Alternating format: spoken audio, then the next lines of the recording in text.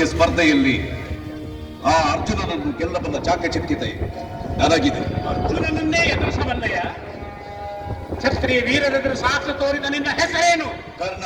ನಿನ್ನ ತಂದೆ ತಾಯಿ? ಹೇಳು. ಸಕಲ ವಿದ್ಯಾ ಪಾರಂಗತ ಪಂಡಿತರ ಸಮ್ಮುಖದಲ್ಲಿ ಪೂಜ್ಯರಾದ ನನ್ನ ಮಾತಾಪಿತೃಗಳನ್ನು ಸ್ಮರಿಸುವುದು ನನ್ನ ಧರ್ಮ. ನಾನು ರಾಧಾಸುತ ಅಧಿರಥ ಕುಮಾರನು. ನಿನ್ನ ಕುಲ? ಸೂತ ಕುಲ. ಸೂತ ಕುಲ ಸಂಜಾತನಾದ ನೀನು ಇಲ್ಲಿ ನಿಲ್ಲುವುದಕ್ಕೆ ಅನರ್ಹ. ಸುಕ್ಷತ್ರಿಯ ಸಂಜಾತ ಅರ್ಜುನನು, ಜಾತಿ ನೀತಿ ತಿಳಿಯದ ಸೂತ ಕುಲಪುತ್ರ ನೀನು. ಯುದ್ಧಕ್ಕೂ ಬಂಧುತ್ವಕ್ಕೂ ಒಂದು ಸ್ಥಾನಮಾನವಿರಬೇಕು. ಇದು ಅಗ್ರಶ್ರೇಣಿ ರಾಜವಂಶಸ್ಥರ ಒಡ್ಡಲಗ. ತಕ್ಷಣವೇ ಹಿಂತಿರುಗು. ಇಲ್ಲವಾದಲ್ಲಿ ಅವಮಾನದ ಕ್ಷಣಕ್ರಿಯೆ ಸಿದ್ಧವಾಗುತ್ತದೆ.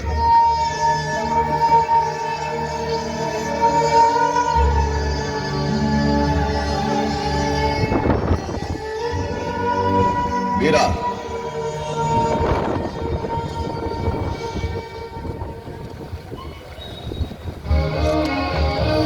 ಈ ಸಭೆಯಲ್ಲಿ ಒಬ್ಬ ಸಾಮಾನ್ಯ ಪ್ರಜೆ ತಾನು ವೀರನೆಂದು ಧನುರ್ವಿದ್ಯಾ ವಿಶಾರದನೆಂದು ಪ್ರಕಟಿಸಿ ನಮ್ಮನ್ನು ಕೆಣಕುವ ಛಾತಿ ಇದೆ ಅಂದರೆ ಇಂತಹ ವೀರನನ್ನು ಜಾತಿ ವಿಜಾತಿ ವರ್ಗ ವರ್ಣಗಳ ಹೆಸರಿನಲ್ಲಿ ಅಪಮಾನಿಸುವುದು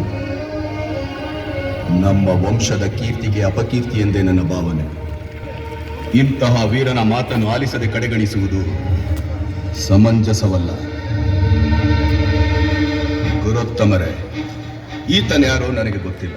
ನೀವು ಹೇಳುವವರೆಗೂ ಯಾವ ಕುಲದವನೆಂಬುದು ಅರಿವಿಲ್ಲ. ಕುಲ ಕುಲ ಎಂದು ಹೇಳುವ ನೀವೇ ನಮ್ಮ ಕುಲದ ಕಥೆಗಳನ್ನೇಕೆ ಮರೆತಿರಿ?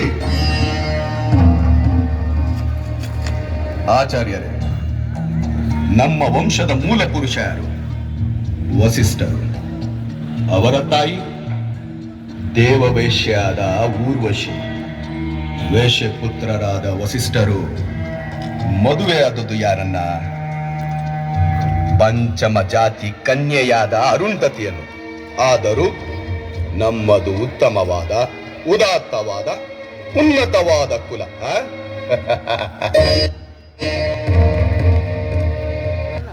ಹೌದು ತಾತ, ನಮ್ಮ ಮುತ್ತಜ್ಜ ಪರಾಶರರು ಅಂಬಿಗರ ಕನ್ಯೆಯೊಂದಿಗೆ ಪ್ರಣಯ ಸಲ್ಲಾಪ ನಡೆಸಿ ನಮ್ಮ ಪೂಜ್ಯ ಪಿತಾಮಹರಾದ ವ್ಯಾಸರಿಗೆ ಜನ್ಮ ಕೊಟ್ಟರಂತಲ್ಲವೇ?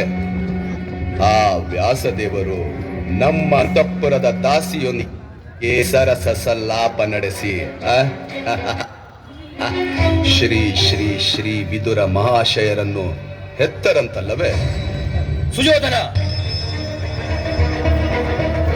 ಗುರುಪುತ್ರರು